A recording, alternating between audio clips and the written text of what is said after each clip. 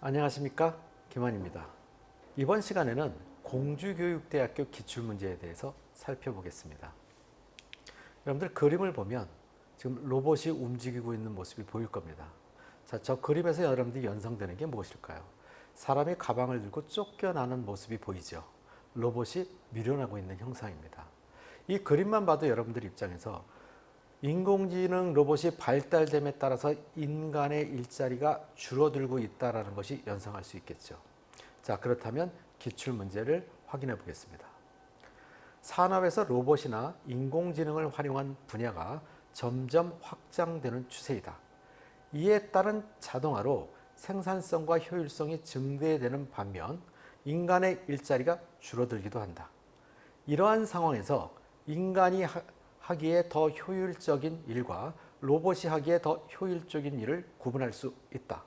이에 대해 각각 예를 들고 그 근거를 밝히시오 하는 문제입니다. 자, 기본적으로 4차 산업혁명 시대가 도래함에 따라서 인공지능 로봇이 발달되게 되고 앞으로는 인공지능 로봇과 인간이 공존하는 시대가 존재할 수밖에 없겠죠. 물론 휴머노이드라고 하는 인간은 닮은 인간의 형태를 한 로봇들도 많이 나오게 될 것입니다. 자, 그렇다면 인간인지 로봇인지 구분이 안 가는 경우도 발생이 될 수 있을 거예요, 앞으로는. 자, 그러면 인간이 할 수 있는 일과 로봇이 할 수 있는 일을 구분을 해서 누가 더 잘할 수 있느냐라는 것에 대해서 여러분들이 생각해 본다면 답변을, 근거를 이야기할 수 있을 것입니다. 자, 그렇다면 이 문제의 출제 의도와 방향성에 대해서 한번 살펴보겠습니다. 출제 의도는 일의 효율성에 대한 인공지능과 인간의 차이에 이해하였는가죠. 자, 이 일의 효율성을 보면 단순 작업 같은 경우에는 인간보다는 로봇이 훨씬 잘할 것입니다. 그러나 창의력과 사고력을 요하는 일이라고 한다면 이것은 현재까지는 인공지능 로봇보다는 사람이 더 우수하겠죠. 물론 앞으로는 어떻게 될지는 더 지켜봐야 알 것 같습니다. 자, 두 번째는 인공지능이 일자리에 미치는 영향력에 대해서 이해했는가. 자, 이 부분은 로봇이 등장함에 따라서 사람의 일자리가 줄어든다고 단순하게 생각할 수도 있습니다. 우리가 1차 산업혁명 시대에 러드하이트 운동이라는 것을 했었죠. 그런데 그때는 사실 의미 없는 운동이었습니다. 일자리가 더 증가했기 때문이죠. 물론 2차 산업혁명, 3차 산업혁명에도 마찬가지 결과였어요. 일자리는 점점 증가했는데 과연 4차 산업혁명 이후에 로봇의 등장으로 일자리가 계속 증가할 것인지에 대해서는 미지수죠. 현재까지는 줄어들고 있다는 것입니다.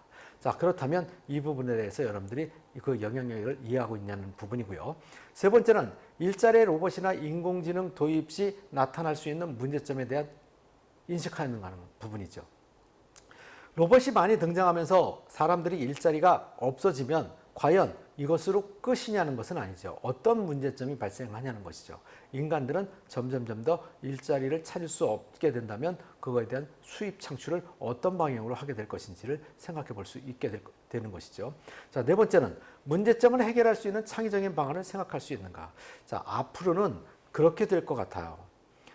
생산 자체는 로봇이 하고 소비 자체는 인간이 하게 된다면 생산성에 관련된 직업들에 대해서는 일자리가 줄어들겠지만 소비성에 관련된 일자리들은 존재할 수 있지 않을까 생각합니다. 자, 이 부분에 대해서 여러분들이 생각해 보면 좋은 답변이 되지 않을까 생각되고요. 자, 그 다음에 산업에서 로봇과 인공지능의 도입 확장 추세로 나타날 수 있는 다양한 상황을 인식하는가. 이것도 아까 얘기했던 연장선이겠죠. 예를 들면 자동차를 생산하는 것에 있어서 지금도 자동화를 많이 되어 있어요. 이것이 로봇이 생산하는 것이잖아요. 그런데 일부분에 대해서는 반드시 인간만이 할 수 있는 생산 공정이 존재하고 있는데 이것 또한 로봇이 하게 된다면 일거리는 점점 줄어들게 되겠죠. 산업 현장에서 나타날 수 있는 부분들에 대해서 여러분들이 생각해 보면 될 것입니다. 자, 그렇다면 답변의 방향성을 한번 살펴보겠습니다. 세 가지로 생각해 보았는데요. 첫 번째는 산업 자동화로 인한 일자리 감소로 근로자의 경쟁력을 높이기 위한 교육 훈련 방안을 제시한다. 예를 들면 사람만이 할 수 있는 교육, 이런 것들에 대해서 교육을 시키고 그거에 대해서 어떻게 할 것인지 하는 방안을 제시하는 것이죠. 또한 국민기본소득제에 대해서 생각해 본다는 것은 아까도 제가 말씀드린 것은 생산은 로봇이 하고 소비는 인간이 한다고 놓고 봤을 때 어떤 것들에 대해서 생산성을 늘려서 소득을 창출하고 그 소득에 대한 것을 기본소득으로 인간들에게 분발을 해서 인간들은 소비를 하는 현상이 발생될 수도 있겠죠. 자, 두 번째는 인공지능의 도입으로 우리나라의 산업 및 임금 제도를 올바른 방향에 대해서 이야기한다. 자, 이것도 우리나라 지금 현재 산업이 생산, 제조업들에 대한 것들이 다 로봇으로 갈 수 있을 것이고요. 그 다음에 어떤 소비재에 관련된 것 또는 프로그램에 관련된 것은 또 창의성을 요하는 부분이 있기 때문에 예술에 관련된 것들이라 이런 것들은 아직도 인간이 해야만 된다는 방향성으로 갈 수 있을 것입니다. 그렇다면 임금 제도에 대해서는 어떻게 가는 것이 옳은 것인지에 대해서도 정답은 물론 없습니다. 현실적으로 몇 년 후에 발생이 될 것인지에 대해서는 모르기 때문에 현 시점에서 여러분들이 생각한 대로 답변하는 것이 맞는 답변이 될 것입니다.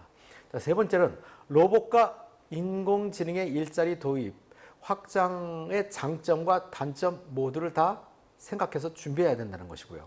자, 이것에 따라서 나타날 수 있는 문제점에 대해서도 해결책까지 생각하고 이야기할 수 있어야 된다는 것이죠. 자, 이것을 하나하나를 확인하고 이야기한다기보다는 여러분들이 4차 산업혁명 시대에 로봇의 등장에 따라서 인간의 일자리가 줄어들고 더 확장될 수 있는 일자리는 무엇인지를 생각해 보고 그 다음에 먼 미래로 갈수록 로봇은 생산을 하고 인간은 소비를 하게 된다면 그때는 또 인간의 입장에선 어떻게 할 수 있는지 또 무엇을 생각해야 되는지까지 여러분들이 생각한다면 좋은 답변이 될 것입니다. 물론 교사라는 직업에서 여러분들이 생각해 본다면 교사라는 직업은 사라질 직업인지 아니면 존재할 직업인지에 대해서도 생각해 보시기 바랍니다. 우리가 보통 재미있으라고 하는 이야기에서 원자로 끝나는 은행원이니 무슨 종업원이니 이런 같은 경우에는 다 사라질 직업이고요. 그 다음에 가로 끝나는 예술가, 작가, 창의적인 직업을 가진 직업들은 존재할 것이다라는 표현들을 하고는 합니다. 그러면 사자로 끝나는 교사, 판사, 변호사, 의사의 직업은 어떻게 될까요? 이 부분에 대해서는 과거에 우리가 의료진을 판단해 봤을 때 인공지능 로봇이 의사가 진단하는 것이 이미 시행되고 있어요. 그렇다면 과연 누가 더 진단을 잘할 것인지 이 부분에 대해서도 여러분들이 한번 생각해 보시기 바랍니다. 그리고 마지막으로 논리적인 답변을 한다는 것은 여러분들이 어떻게 하는 것이 논리적인 답변이냐면 면접에 가서 여러분들이 이야기할 때는 두 가지식으로 이야기하는 것이 유리합니다. 두 가지식으로 주장을 먼저 이야기하고 왜 그렇게 이야기하게 된 배경적인 것을 근거를 제시한다면 이것이 논리적인 답변입니다. 물론 이 부분에서 반론이 제기될 수 있는 부분을 미연에 방지하기 위해서 물론이라는 부사어를 사용할 수도 있죠. 기만 컨설팅에서는 5단 구성이라는 것을 여러분들한테 설명한 사례도 있습니다. 물론 5단 구성이 반드시 해야 되는 것은 아니고요. 4단으로 할 수도 있고 3단으로 할 수도 있습니다. 이 부분에 대해서 궁금하신 분들은 제가 영상으로 제작해 놓은 면접에 합격하는 방법이라는 것을 찾아서 확인해 보시기 바랍니다. 여러분 감사합니다.